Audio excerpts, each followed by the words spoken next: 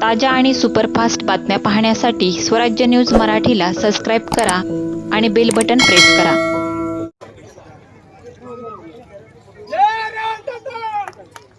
रामकृष्ण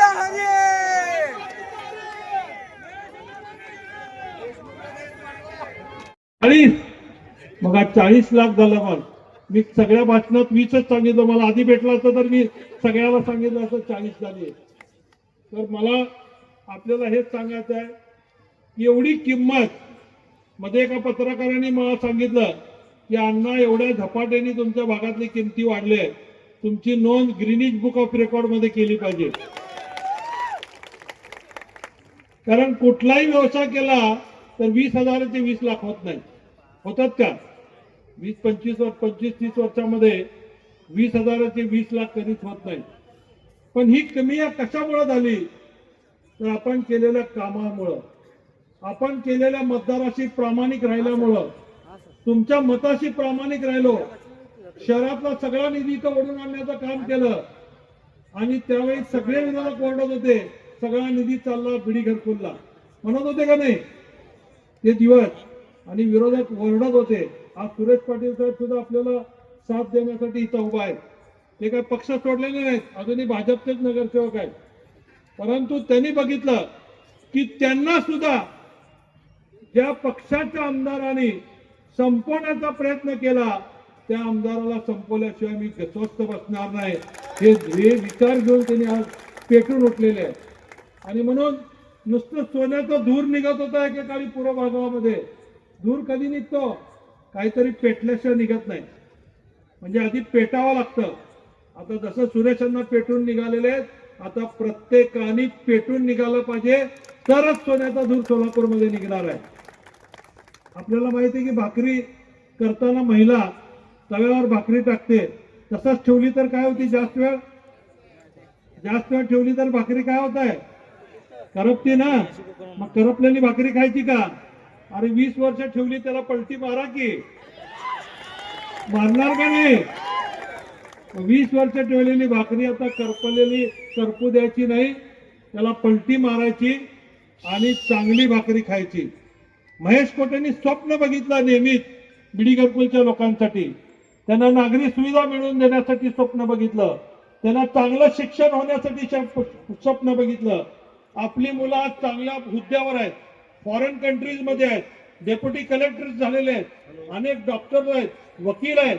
हे गरिबांची मुलं शिकून हे मोठे व्हावी हे तात्यासाहेबांचं स्वप्न होतं. आणि आज हे स्वप्न पूर्ण होत असताना मला मनापासून आनंद होत आहे. तात्यांची एकच इच्छा होती की त्यांना त्यांच्या पदरी कधीतरी आमदारकी मिळेल. अनेक वेळा त्यांचं नाव आलं आणि नाव गेलं. मी सुद्धा बराच प्रयत्न केला. एकदा आपल्या भागातून उभारलो, दोनदा तिकडे उभारलो, 3दा पराभूत झालो. परंतु मी कधी जिद्द सोडली नाही आणि ते जिद्दीमुळेच मी हा भागाचा विकास करू शकलो. आज मात्र तात्यांनी आशीर्वाद द्यायचं ठरवलेलं आहे आणि ते तुमच्या रूपाने द्यायचं ठरवलेलं आहे. तुमच्या माध्यमातून ते आशीर्वाद मला मिळणार आहे. मिळणार आहे ना? आशीर्वाद देणार ना? मग सगळेजण सांगा किती नंबरला आपण हाय करायचं आहे, हात वर करून सांगा. जे जे मला मत देणार आहे त्यांनी हात वर करा. माझ्यासाठी कमीत कमी एक माणूस 100 मत गोळा करणार का? मी आपल्याला आपले मानावे तेवढे आभार कमी आहेत. कारण या शहराला महेश कोटेची ओळख जर कोणी करून दिली असेल तर मी नेहमीच सांगतो ते बिडी घरकुलनी करून दिली. बिडी घरकुलनी जर मला साथ दिली नसती तर महेश कोटेला शहरामध्ये कुणी ओळखलं नसतं. आणि म्हणून मी कुठं जरी गेलो तर चालला बघा बिडी घरकुलचा नगरसेवक, बिडी घरकुलचा राजा, बिडी घरकुलचा ढाणेवाल, हे लोक म्हणतात. कन्ना चौक मध्ये सुद्धा तुम्ही जाऊन विचारला तर कुठं जायचंय? बिडी घरकुलला. कुठल्या बिडी घरकुलला? जुना बिडी घरकुल महेश कोटेचा का आडम मास्तरचा? हे विचारतात का नाही? म्हणजे ही जी घरं बांधली, या घराला जे स्वरूप आणलं, त्यामुळं मला निश्चित आनंद आहे की नेहमीच आपण पाठीशी माझ्या राहिला आहे. पण आपलं स्वप्न अजून पूर्ण झालेलं नाही. मी शाळा काढली, बाकीच्या सुविधा, नागरी सुविधा दिल्या, पण आमचा सोलापूरचा मुलगा सोलापूरला आई वडिलाला सोडून सोलापूरच्या बाहेर चाललाय. ही शल्य माझ्या मनामध्ये कायम आहे. गेली 10 वर्ष मी त्याच्यासाठी धडपड करतोय. गेल्या 5 वर्षापूर्वी मी पुण्यामधल्या मराठा चेंबर ऑफ कॉमर्स मध्ये सगळ्या आयटी पार्कच्या सीईओची बैठक घेतली आणि त्या बैठकीला आपले कमिशनर, कलेक्टर, त्यावेळेसचे मला वाटतं टेलिफोन खात्याचे जीएम, विमान खात्याचे अधिकारी आणि रेल्वे खात्याचे अधिकारी सगळ्यांना घेऊन आम्ही त्या सीईओजना, त्या कंपनीच्या सीईओजना सांगितलं यावं तुम्ही आमच्याकडे या. आमच्याकडे शाखा स्वस्त आहे, आमच्याकडे पगारीची अपेक्षा कमी आहे आणि आम्ही तुम्हाला चांगली सर्व्हिस देऊ.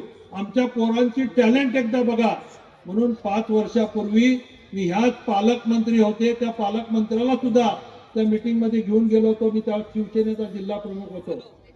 यांनी गेल्या इलेक्शन मध्ये जाहीरनाम्यात सांगितलं होतं की मी निवडून आल्यानंतर आयटी पार्क आणू. म्हणलं होतं का नाही? विचारा त्यांच्या कार्यकर्त्यांना, काढून बघा त्यांचा गेल्या वर्षाचा अजेंडा. त्यांनी जे हमी दिली होती लोकांना, आम्ही निवडून आल्यावर काय करणार आहे, त्याच्यामध्ये आयटी पार्क सुद्धा आणू हे त्यांनी उल्लेख केलेला होता. आणला का त्यांनी आयटी पार्क? केलं का काहीतरी प्रयत्न त्याच्यासाठी? काही केलं नाही. उलट महेश कोटे एक साधा नगरसेवक